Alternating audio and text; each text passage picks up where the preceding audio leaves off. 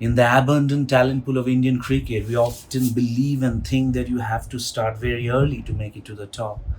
But our guest today is someone who epitomizes what late bloomer is. She started her cricket early, but got her recognition at a comparatively later stage. She took the cricket world by storm in her WPL debut for Royal Challengers Bengaluru, and since has gone on to represent India as well. Welcome today, our guest, Miss Asha Sobhana. Asha, welcome to One India. Michael, thank you for giving this time. How are you? Thank you so much for inviting me. I'm doing great. Asha, you started with very humble beginnings in Kerala, and from there you have reached at this level, and you've represented RCB in the WPL. You played for India. Just take us through to your journey as from your childhood to becoming an India cricketer. It was a difficult start for me in the beginning, where I started my cricket in my hometown, Trivandrum. And luckily, by the grace of God, I had people around me who supported me throughout my career and my life. So that is the reason I'm sitting here right now at the moment. So feeling so humbled and grateful towards uh, those things people have done for me in the past. I mean, when I was starting my cricket career, so it was difficult, but yeah, better late than never. I'm glad that I made it to the Indian team. Many may not know that you started your career as a fast bowler, and from there you transitioned to become a leg spinner. So, how did it happen? What was the impact? What was the factor behind you this transition to become a spinner from a fast bowler? Yeah, I was a fast bowler when I started playing because I used to play in paper bowl as a leg spinner. It used to turn so much in our gully cricket. So when I came to my first trials for the district team, I was scared that what if it doesn't spin the cricket ball, the leather ball? What if it doesn't spin like how I want to be? How I want it to spin. Then I decided that I'll just run and bowl. That was at that time I thought that is the easiest thing I can do. And I just ran and bowled fast from the I was selected to the district team. And then from there onwards, I didn't tell anybody that I can spin the ball. Then I continued bowling fast. Then there was a time where we finished our practice and we were all tired. That is a time I thought I cannot run and bowl anymore. I'll take some time for myself break. Then I was just standing and bowling leg spin. That is a time our late Sri Kumar sir saw me bowling from far actually. Then he came towards me and asked, "What are you doing?" I said, "Sir, I was tired. That's the reason I'm bowling leg spin." He's like, "Okay, from now onwards, you're gonna bowl only leg spin." So I was like so relieved. I don't have to run so much. This is something that I am doing at home also. So yeah, I can continue this at this place also. I was very happy.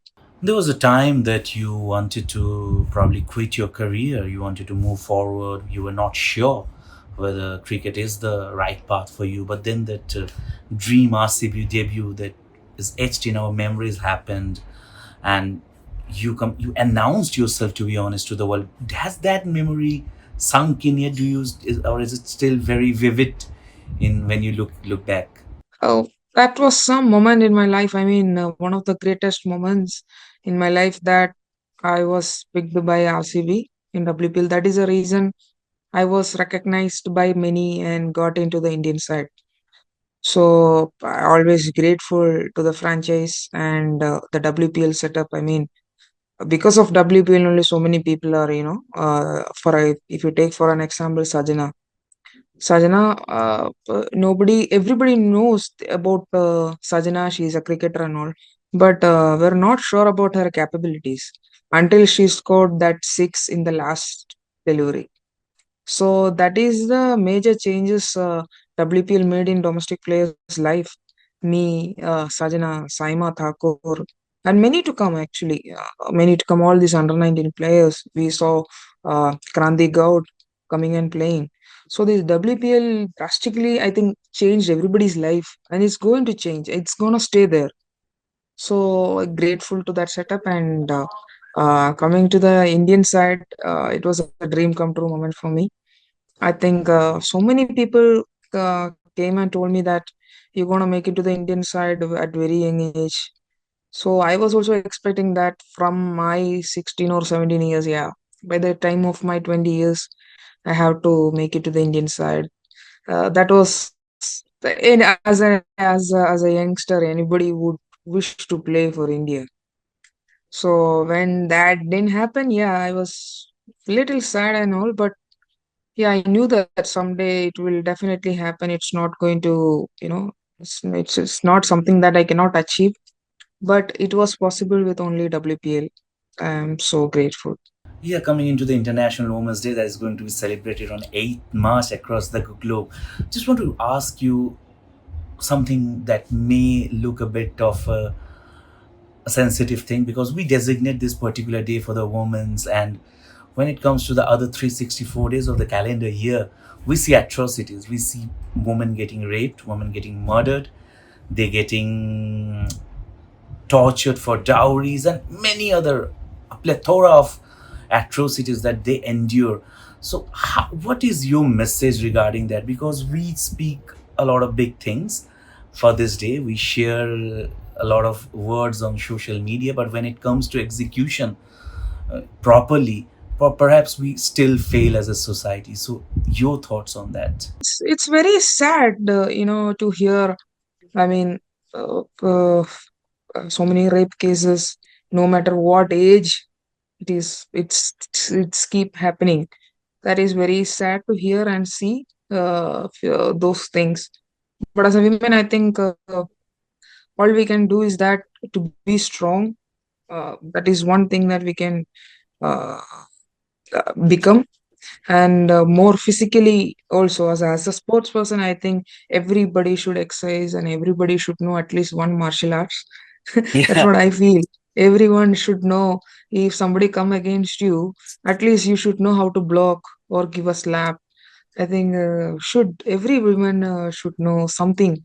They should maintain their mental and physical health. That is one way that we can give something back when somebody come against us.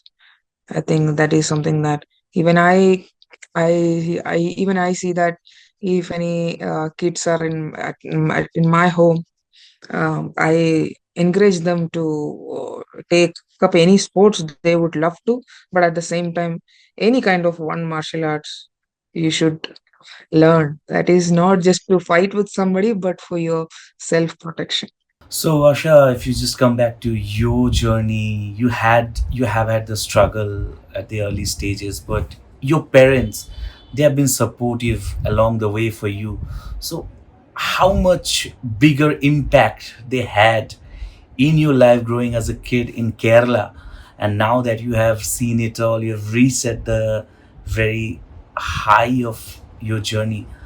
How do you describe that? Those were the golden days, when we don't know that the professional cricket is there, and we don't know anything about the professional cricket. Before that, I think those were the golden days. I always remember that me and my brother go in and check for newspapers. We collect it, we arrange some rubber bands, and when we wrap it up with the milk packets, those were amazing and golden days. I always love to keep those memories with me. And of course, it was very difficult, but it was those moments gives me immense of joy actually, because it's not about, I don't believe in that when you have everything, if anybody gonna do anything. But when you don't have anything, still you keep on doing the things you love to do. I think that is where your passion comes to place. So that way I feel I'm so blessed. Those humble beginnings are gonna make you stronger. I mean, those humble moments are which made Asha Sobhana. Yeah. So those days where I remember that struggled for bus fares and for clothings, for bats, for shoes. I was so lucky that I had many people around me to help me out. If you take my seniors, my coach, Aaron Joe Thomas, my mentor, late Shabina Jacob ma'am, and my seniors, everybody were there for me to help me out in different phase of my life.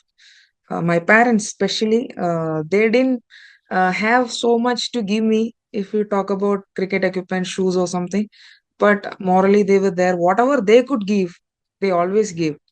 It's not like they had something and they didn't help me. They always helped me with whatever they could possibly do. I'm so grateful for that. Yeah, coming back to cricket, you have played for RCB, you have represented the Indian women's team, and you have kind of been in close quarters with Smriti Mandhana and Harmanpreet Kaur, two of the probably the biggest stars of Indian women's cricket right now. So, how have you seen them in person at such close quarters? What are the things that they do differently, or anything that you may have picked up from them? They are very professional cricketers, you know. They're elite cricketers who any youngsters can admire about their work. And it's been great playing under both of them actually, Smriti in RCB and Paji, Harry Paji in Indian team. I know them, and they've been very supportive. To be frank, both my debuts were amazing. Playing under Harry Paji and playing under Smriti also made it so special winning the RCB Cup. So I have a very good connection with both of them, and both are great, amazing. As a person also, Smriti is very kind. You know, Smriti is a very good person. Human That being. in yeah, whatever I have in my mind, I'll just go and speak to Smriti, and she's very supportive. Yeah, and Paji also, we were there in railways together long back, and we know each other very well. She's a very gem of a person. Yeah. Harry Paji is a gem of a person. She is amazing human being. But in terms of Indian women's cricket, if you see when it comes to just crossing the final bridge, we have struggled, we have failed, we haven't been able to cross that final hurdle in many finals of the World Cup and other competitions. So where do we lack? Do you think that there is some mentality issue where we lack to act when the adversities are there? I don't think anything like that. It's depends on that particular day. Where we saw we have beaten Australia in number of times, but very few moments that very few times that we lost against them. So I don't think about the mentality of the players right now. At the time, I think the team is really in a really great shape. If we talk about mindset, if we talk about physical health, we have completely changed our patterns. We are very disciplined, to be frank, about our fitness, about our diet, and whatever you take, we are. I don't think we are lacking in anything, and even mindset also where you. Yeah, again, coming back to the WPL debut that you had, a dream debut with RCB. But I'm just going to shift a bit from cricket here. I'll just talk about the celebration that you had after that stellar spell and the spectacles on the eyes. And can you just give an account of that celebration? Because I know what the reason is, but probably you can share it to the world. So I'm an Arsenal fan. Yeah, it's Yeah, from Trossard it's inspiration. a Yeah, he's a great footballer. I mean, uh, he, he comes in the last moment and he put that crucial goal and go. We all have our inspirations, we all have our connections, but for you as a cricketer, who has been your biggest influencer, not just as a cricketer, but who has inspired you to become a better human, probably from whom you have learned the basics of life or the things that you have implemented in your career? There are so many cricketers I can talk about. growing up, but there is one person that who inspired me taking up cricket as a profession. That is Sachin Tendulkar, sir. I mean, we used to make that coconut wood bat. We'll just cut those wood and make bat, and we would just write MRF behind that bat, or with sketches and all. We used to bat like that. That's how we admired Sachin Tendulkar, sir. He's been a great inspiration from the start, and still, uh, there is no one like Sachin Tendulkar. He's Sachin Tendulkar. So, Sachin Tendulkar sir has been a greatest inspiration, and there are few sports personalities. Cristiano Ronaldo has been a great inspiration throughout my life. I mean, the way he came up. Uh, I mean, from that level where he started and where he's standing at the moment, and the way his dedication, his work ethics, everything's been. I mean, I'm a great fan of Cristiano Ronaldo, and I'd like Kobe Bryant. I'm not a big follower of NBL or basketball, but yeah, uh, recently I read something about Kobe Bryant, and the way his Mamba mentality really helped me. I mean, uh, that that is something that we can talk about a lot about Kobe Bryant. Kind of mentality we should have as a sports person. So I really admire his work. He's not with us anymore, but yeah, his legacy always stays. I mean, in our heart. So these people, and growing up, I was a great fan of Rahul Dravid sir, Anil Kumble sir, Stuart McGill. But right now, I like Joe Root. He's one of the greatest. I mean, test batter. In my eyes, I mean, he's one of the greatest batters. I love Joe Root very much. His batting is amazing. A big fan of Joe Root, actually. Yeah, these are the people Yes. I always look up to. Thank you so much. Thank Thank you you. so much for Thank you so inviting me, much. and I had a good time. Thank you.